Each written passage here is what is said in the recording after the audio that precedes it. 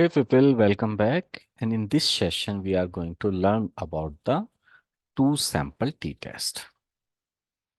So when do we perform two sample t-test? So basically the two sample t-test we perform when you are comparing the mean of two data set. You have the data set 1 and data set 2.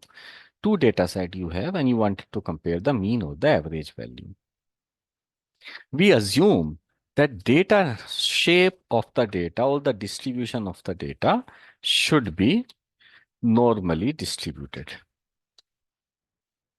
We will be checking about what is the variance in that, and according to the variance is equal or not equal, we will be comparing the mean. So two sample t-test mainly we use when you are going to compare the average value of two data set. Data set can be anything, like as you are using some fertilizers in a farming, you are using some medicine treatment and the impact of the medicine.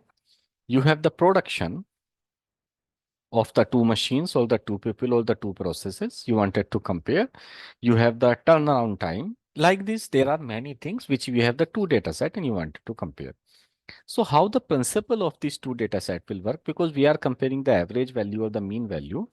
Suppose the average of the data is, let's say this is the average of the your process 1 or process A, and here this is the average of the process B. So mathematically, we can clearly see the process A, which is the orange line, is clearly different or significantly different from the process B, which is the blue line. But this is the mathematical difference. We are not sure about the statistical difference. So example wise, if I say, I can convert here the data. Let's say here is the production of process A, and this is the production of the process B. Maybe process A has done the production somewhere between, let's say around 16 to, let's say 22. And the process B production is around, let's say maybe 18 and to 23. Or maybe let's say 19 to 23. So, and I have the data which I have collected, suppose for last, let's say 20 days. So here is the last 20 days of the data. Now, as I was telling, mathematically, if I compare the average of these two process A and the process B, so the average value of process A is how much? Around 18.9, and the average value of the process B is around 21.4. Let's do one thing. I just copy paste these value and paste as a value here so that the values will not change now. So 19 and 24, we can say mathematically they are significantly different from each other. But we are not calculating the mathematics because mathematics works at the 100% confidence level, where the statistics works at the 95% confidence level. So there is a 5% of chance that what average we are assuming they are different. They may be same, or we are assuming the average of the process A and process B are same, but they may be different. So that the 5% is the margin of error. So how the statistical comparison will be? Statistically, we need to compare the average value along with the margin of error, because mathematical value, if you see, you have only point of estimation, which is these two value. But when you go for the statistics, it will be coming, or it will be giving you the output with a range. So process A may be average is this value orange line, but it may range from where the graph is going, like as this is your left side and this is your right side. So your value may range from here to here. Exactly in the same way, if I look for the process B, and the process B may range from here to here. This is the blue line. Now question is, are they same or are they different? So the way we identify the difference between these two things, we have to see how much is the difference is created in between to the last and the first limit of A and the first limit of the B. If they are clearly different, there is a clear difference, which means the confidence interval. So this orange line which I have drawn, the B-shaped line, is called as a confidence interval. So in case confidence interval is not overlapping, and I'm creating a clear difference between, then we will say there is a statistical difference. And this is the case of alternate hypothesis. P-value will be less than 0.05. But if the difference is not there, these two values are overlapping with each other. So along with the confidence interval, like as you can see, there is a overlap here, right? All this overlap may be anywhere across, but these two values are overlapping with each other, maybe here, maybe here, maybe here, or here, anywhere. So then when it's overlap, then this is a case of null hypothesis, and there is a no difference. There is no difference. So if, let me write here, if confidence interval overlap, then it's a null hypothesis. P-value will be greater than 0.05 at 95% confidence level. If confidence interval does not overlap,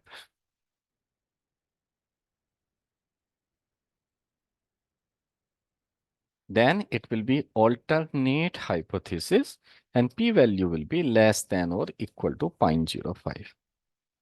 This is how we'll be comparing. So what is this confidence interval? Confidence interval, in simple word, I will say this is the statistical limit of your point of estimation or average value. So average value mathematically is 19.05.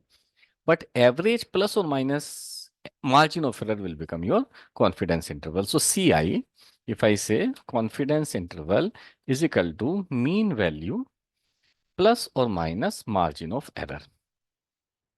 How do we calculate margin of error? So to calculate margin of error, we need to find out what is my alpha value.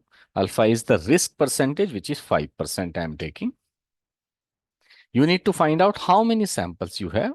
So if I do the count here, I remember this is the 20 sample, but still I do the count.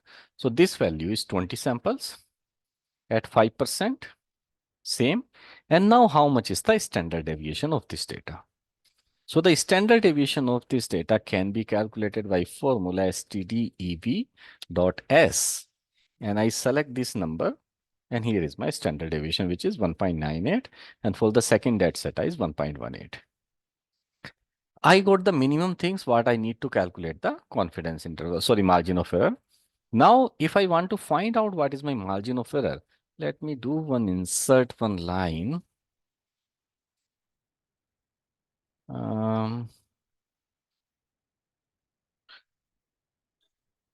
Yep.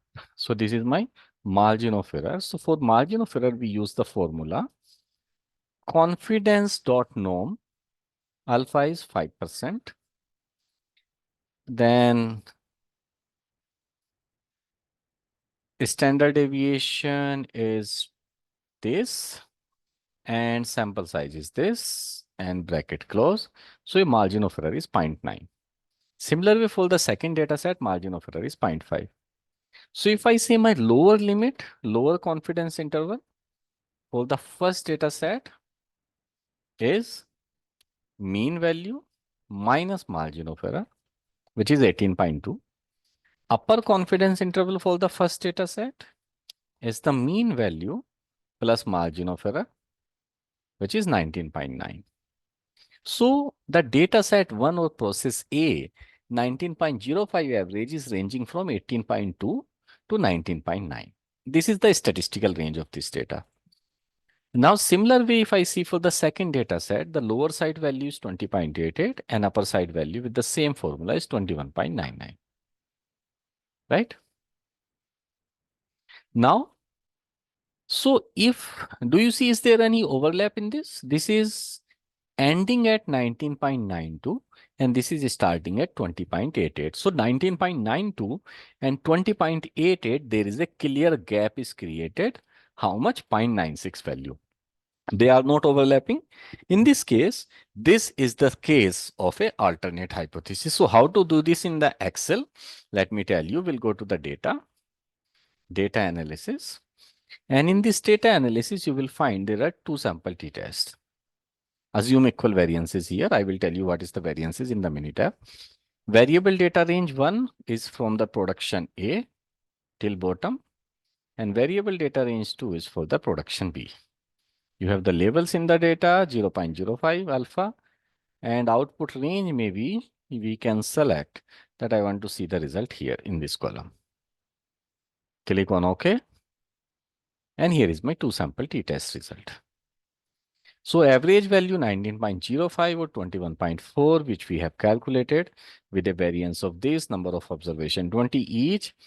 Pooled variance, I will explain you later, and where the t critical of the two tail is this value. So let me change this into the number and p-value. This is your p-value less than 0.05, as I was telling, because this is not overlapping. There is a clear difference here. That's the reason your p-value will be less than 0.05. So there is a clear difference. 19.05 is significantly different from the 21.4. Now I'll tell you how to do the same thing in the Minitab. So if I copy this data, production A and production B, the first thing about the data, we need to check the normality of the data. So the process is check the normality of the data, then you check the variances of the data, and then we'll go further. So normality of this data, we will be using Anderson-Darling test by using the graph function in Minitab. We'll click on the graph here, go to the probability plot, select your single because both the data is in single column. Select this data, go to the multiple graph option, and let's see in the separate panel of the same graph. And now we'll be getting the p-value of this data, which is based on the Anderson-Darling statistics. Now we see the graph here, and you can clearly see the p-value for the data set 1 is 0.041, which says it's not normally distributed. Because we know, you have seen in my previous session when I was explaining about the normality of the data, if the p-value of Anderson-Darling test goes less than 0.05, then data is not normal. If the p-value of the data is greater than 0.05, then data is normal. So actually, this data is not normal. And if you see the standard here for the production B, p-value is 0.059, which is just little higher than the normal, which is threshold of 0.05. So this data is normally distributed. And you are going to compare the mean. So because here we have to take our business decision or the practical decision because data is not normally distributed. So ideal condition as per the statistics, you should be comparing the median instead of the mean. But because my process demand, my client is asking for the mean comparison, client is not interested in the median. So I cannot, what I should do? I will compare the mean only. So just proceed with the precautions to the mean comparison. But before you go for the mean comparison, you have to find out are the variances between these two data set equal or unequal. So for that, because my data is not normally distributed, I will be using the Levin's test to find out the variances. How to do this? We'll go to the stat, basic statistics. Two variance test is here. Click on this. You have the sample 1 is here, sample 2 is here. Now go to the options. If your data is normally distributed, check this box and this will give you the value of F test, which we use for the variances of the normal data. If you uncheck this box, it will give the p-value of Levin's test, which we use for the not normal data. Because my data is not normal, so I will be using the Levin's test. I'll leave this box unchecked. Click on OK. Click on OK. And when I look at the p-value of the Levin's test, it's less than 0.05.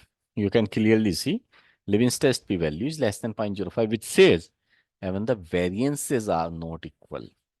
And you can see the center of the variance of B is here and A is here, and you can see they are not overlapping with each other. There is a minor gap is created between, which is 2.606, 1.68 to 2.606. And this is going from 0.942 to 1.66. So 1.66 and 1.67, there is a very, very thin line gap in between, and that's how they are not overlapping, right? So now my variances are not equal. I'll go to the stat, how to perform the two sample t-test, basic statistics, and click here on the two sample t-test. You have your data in its each column. Sample 1 is here, sample 2 is here. Go to the option and click assume equal variances if your variances were equal. Because our variances are not equal, so I leave this box unchecked. Click on OK. Click on OK. And here is my answer. What does it mean? Are the average value of your data set, production A and production B, are same or are they different? Because the p-value is less than 0.05, it's an alternate hypothesis. So whenever there is an alternate hypothesis, then whenever there is an alternate hypothesis, it's a clear difference, which means the production of sample A, which is 19.05, is statistically different from production of B, which is 21.40. That's how we'll be reading it. Thank you so much, people, and I'll see you in the next session.